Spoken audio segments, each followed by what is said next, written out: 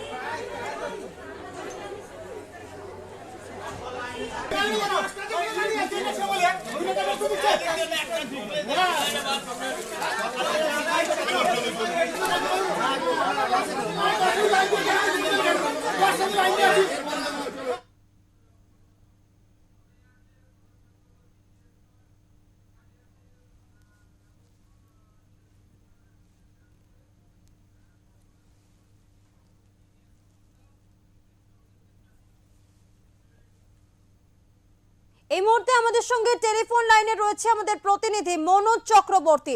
Manoj, শ্যামপুরে SIR শুনানিতে একেবারে ঝামেলা চলছে এবং উত্তপ্ত পরিস্থিতি, এই মুহূর্তের আপডেট ঠিক কি রয়েছে?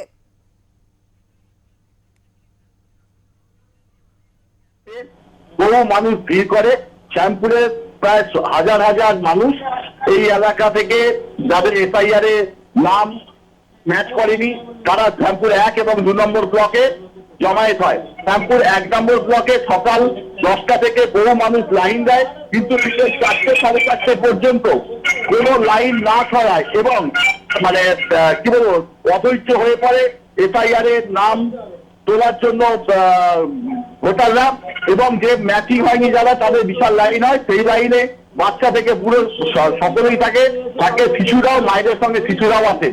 ফলে সকাল থেকে সন্ধ্যে পর্যন্ত লাইন দেওয়ার ফলে অধৈর্য হয়ে পড়ে এবং অভিযোগ হচ্ছে যে ব্যাকডোর দিয়ে বেশ কিছু মানুষকে লাইনে প্রবেশ করানো হচ্ছিল। এই নিয়ে একটা উত্তেজনা তৈরি হয়, চিৎকার চেঁচামেচি হয়, পরে পুলিশ গিয়ে পরিস্থিতি সামাল দেয়। মনোজ, জানতে চাইবো ঘটনাস্থলে পুলিশের ভূমিকা ঠিক কি রয়েছে, কি দেখতে পাচ্ছ?